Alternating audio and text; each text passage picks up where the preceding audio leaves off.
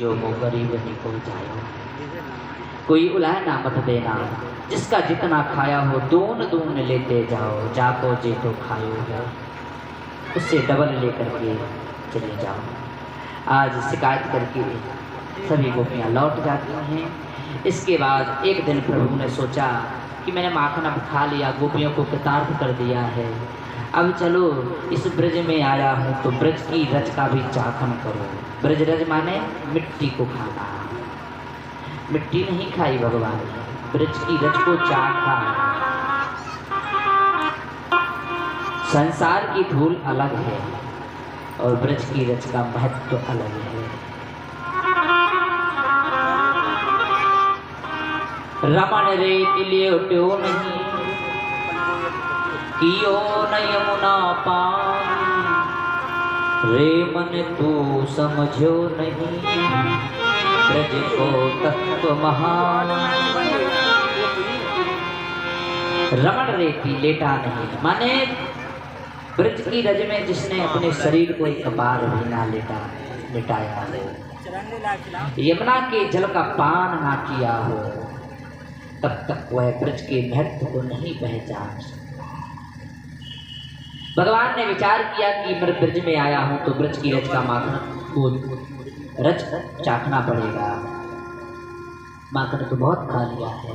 एक दिन भगवान खेल रहे थे और खेलते ही खेलते अपने ग्वालों के मध्य में ही भगवान ने थोड़ी सी ब्रज की रज को उठाया और अपने मुख में पधरा लिया। इस बात को जैसे ही महाराज बलराम ने देखा है, बलराम जी ने डांटा, कृष्णो भक्षितवानम, हे कृष्ण तुमने मिट्टी खाई है। भगवान कह रहे हैं, अरे भैया मैंने मिट्टी नहीं खाई। बोले चल तेरी मैया से अभी शिकायत करेंगे। भगवान बहुत समझा रहे हैं कि भैया मैंने मिट्टी ना खाई। कसमान मृगमरात कात्मन भवान भक्षितवान। भगवान समझा रहे हैं बलराम को, दाऊआ दादा मैंने ब्रज की रज को नहीं खाया है। ये कैसे नहीं खाया है? चल अभी मैया से शिकायत करेंगे। जाकर के बलदाऊ ने मैया से शिकायत करी है। मैया से जैसे ही शिकायत करी है, मैया ने कहा, एक चटोरे अभी तक तो तू गोपियों के घर में जा करके माखन को चुराता था, लेकिन आज मिट्टी ही खाने लग गया। और आज मिट्टी खा रहा है तो कल भांग का गोला भी खाएगा। अभी देखते हैं। भगवान कह रहे, मैया दाऊ दादा गलत कह रहे हैं, मैंने मिट्टी को नहीं खाया है। और यदि आपको शंका है तो एक बार मेरा मुंह तो देख लो। जैसे ही इस बात को कहा ठीक है चल मुंह दिखा। उसी समय भगवान ने अपना मुखमंडल खोला। किम स्वप्न एक दुत देव माया, किम बामदीयो बत बुद्धि मोहा, अथो अमुस्से ममार वगस्य हो, या कश्चनोत्पत्तिक आत्मयोगः। मैया ने जैसे ही भगवान के मुख को देखा है, भगवान ने फिर से अपना वह ब्रह्मांड दिखा दिया। जैसे ही भगवान ने ब्रह्मांड दिखाया है, अब की बार फिर मैया चक्कर खा गई। अब मैया ने समझ लिया कि यह भगवान है जरूर, ये मेरा लाला नहीं हो सकता है, निश्चित भगवान है, नारायण है। अस्तुति करी न जाय भय माना, जगत पिता मैं सुत करी जाना। मैंने कोई बालक को जन्म नहीं दिया, मैंने जगत पिता को उसको जन्म दिया है। नारायण समझ करके मैया ने तुरंत हाथ जोड़े कन्हैया के सामने। भगवान को लगा कि इस माधुर्य लीला में ऐश्वर्य लीला कहाँ आ गई। माधुर्य लीला चल रही। माधुर्य लीला माने मैया और बेटे के बीच में मधुर भाव चल रही है, लेकिन उनके बीच में ये ऐश्वर्य लीला न भगवत प्रधान लीला कहाँ से आ गई। भगवान को लगा गड़बड़ हो रहा है। भगवान ने अपने विराट को वध किया है। मैया से कह रहे, मैया एक बार फिर से देख ले, देख मेरे मुख में क्या है। फिर से देखा तो उसकी बार ब्रह्मांड को हटा लिया। मैया कह रही लाला अभी तेरे मुख में मैंने ब्रह्मांड को देखा, क्या मैं स्वप्न देख रही थी क्या? भगवान कह रहे भैया तेरी बुद्धि अब काम ना करे, तू बूढ़ी है गई ना याते, इसलिए तूने ब्रह्मांड को देखा है, मैंने मिट्टी को नहीं खाया है, मैया ने छोड़ दिया है। सुखदेव भगवान कहते हैं हे राजन परीक्षित, ये नंद और यशोदा कौन है? बोले नंद और यशोदा कोई और नहीं, द्रोण और धरा नाम के वसु, द्रोण और धरा नाम के वसु जिन्होंने घोर तपस्या करी है, भगवान का ये दिव्य वात्सल्य सुख प्राप्त किया है। सुखदेव भगवान कहते राजन एक दिन की बात सुनो कि एकदा गृहदासेषु यशोदानंद गेहनी कर्मांतर नियुक्तासु निर्ममंत स्वयं दधी यानी यानी है गीतानि तदबाल चरितानि च दधिर्निर्मंथने काले स्मरन्ति तान्यगायतः। एक दिन की बात है कि दीपावली का सुंदर अवसर था, मैया को बहुत सारे घर में काम करने थे। उसी दिन मैया ने दधी का मंथन का प्रारंभ किया है। दधी मंथन करती जा रही है मैया, और दही मथते मथते मैया भगवान की गुणानुवादों को भी गाती जा रही है। सूरदास रसखान आदि के पदों को गा रही है मैया। भैया मैया ऐसा क्यों कर रही है? मंथन भी कर रही है दही का। माखन किसके लिए निकाल रही है? कन्हैया के लिए। कन्हैया कौन है? भगवान है। मुख हाथ से सेवा कर रही है भगवान की, पैरों से भी महाराज नृत्य कर रही है तो भगवान के लिए, और अपनी वाणी से भगवान के पदों का भी गायन कर रही है। जीवन तो तभी धन्य है भैया जब आप काम करते रहो, नाम जपते रहो, हर समय प्रभु का ध्यान करते रहो। आप कुछ भी अपने घर में बना रही हैं, रोटी बना रही हैं, दाल चावल, बर्तन साफ कर रही हैं, कपड़े साफ कर रही हैं, अथवा पुरुष भाई भी अपना ऑफिस में बैठे हैं, फ्री बैठे हैं, तो भगवान का नाम मन ही मन स्मरण करते रहे। ये जुआ व्यर्थ मत गवाओ। आज माँ यही सोच रही है कि मेरा एक समय भी व्यर्थ ना चला जाए। गृहीत्वा दधिमन्थानं नसेदत् प्रीतिमान्। मैया दही का मंथन कर रही है, पदों को गा रही है, दही भी भगवान के लिए निकाल रही है।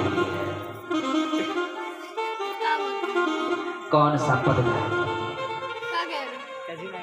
आज भगवान ने छीन लिया है मैया का मन। ऐसी भगवान की लीला है। एक भजन, अरे छीन लिया मेरा भोला समन, राधा रमण प्यारो राधा रमण। छीन लिया मेरा भोला समन, राधा रमण प्यारो राधा रमण। छीन लिया मेरा भोला समन, राधा रमण प्यारो राधा रमण। छीन लिया मेरा भोला समन, राधा रमण प्यारो राधा रमण। गोकुल का वाला गोविंद का बसैया, मोहियों का मोहन और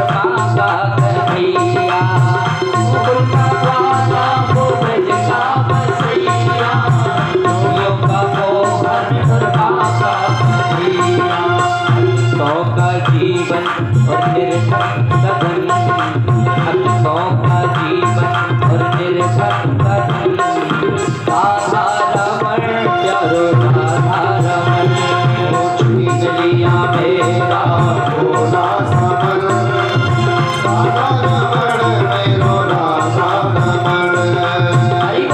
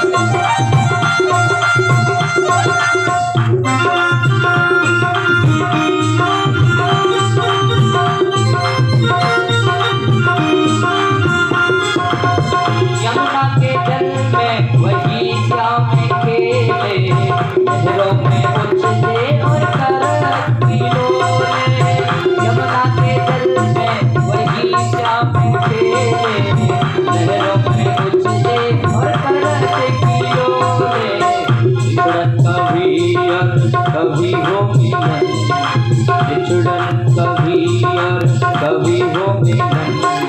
राधा रमण प्यारो राधा रमण, राधा रमण प्यारो राधा रमण। छीन लिया मेरा भोला समन, राधा रमण मेरो राधा रमण।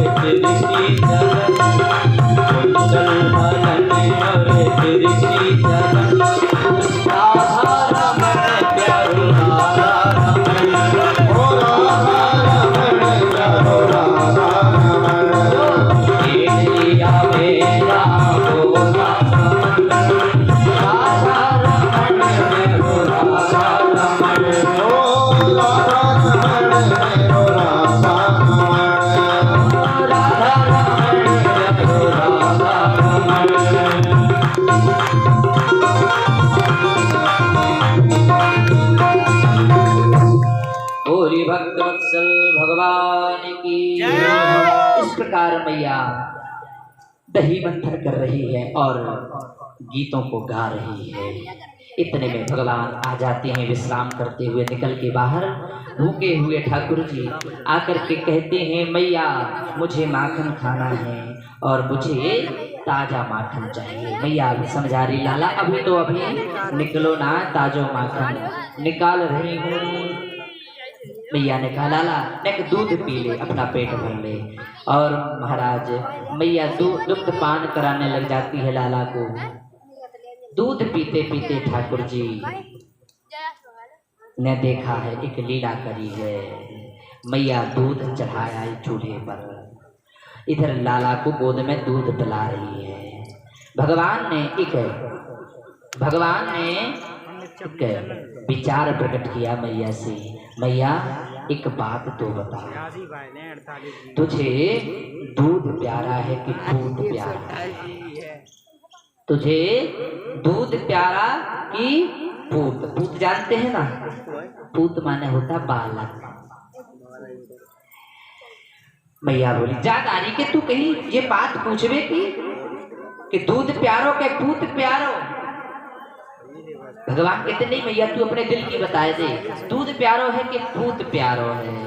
मैया बोली जा नारी के कहीं के बालक से ज्यादा प्यारो दूध थोड़ी है जाएगा। अच्छा मैया, इतने में ही चूल्हे में दूध जो चढ़ा था वो उफनने लग गया, और जैसे ही वह दूध उफनने लग गया और अतृप्त अवस्था में भगवान भूखे थे, उसी समय मैया गोद से उतार करके जमीन पर रख करके और दूध उतारने के लिए चली गई। भगवान ने विचार किया, देखो मैया को, मैया कह रही थी कि मुझे दूध प्यारा है, लेकिन देखो दूध उतारने के लिए कैसे झट भागी। भगवान को गुस्सा आ गई, और जो जिसमें मंथन कर रही थी दही का, जिस मटकी में, वो दादी परदादी की बहुत पुरानी मटकी थी। पत्थर एक रखा था, उठा करके पत्थर क्रोध में और उस मटकी में दे मारा। मटकी फूट गई, मटकी फूट गई, सारा दही बिखर गया आंगन में। जैसे मैया ने आवाज सुनी, मैया तुरंत बाहर आई, आकर के देखा कि लाला ने मटकी फोड़ दी है। मैया बोली अभी देखती हूँ तुझे, तूने मेरी मटकी फोड़ी है? दादी परदादी के जमाने की मटकी आज तूने फोड़ दी, अभी देखती हूँ। उठाई मैया ने साटी और भागी कन्हैया के पीछे। कन्हैया भागे हैं और मैया से बचते हुए कि कहीं मैया मुझे साटी ना मार दे। सही बता। अब भगवान आगे आगे भाग रहे हैं, मैया पीछे पीछे लेकर के लाठी भाग रही है। लेकिन कहीं महाराज मैया को पकड़ में कन्हैया नहीं आ रहे हैं। मैया बहुत थक गई, एक वृक्ष के नीचे बैठ गई। मैया को जब पसीने पसीने भगवान ने देखा कि मैया थक गई है, बूढ़ी मैया है।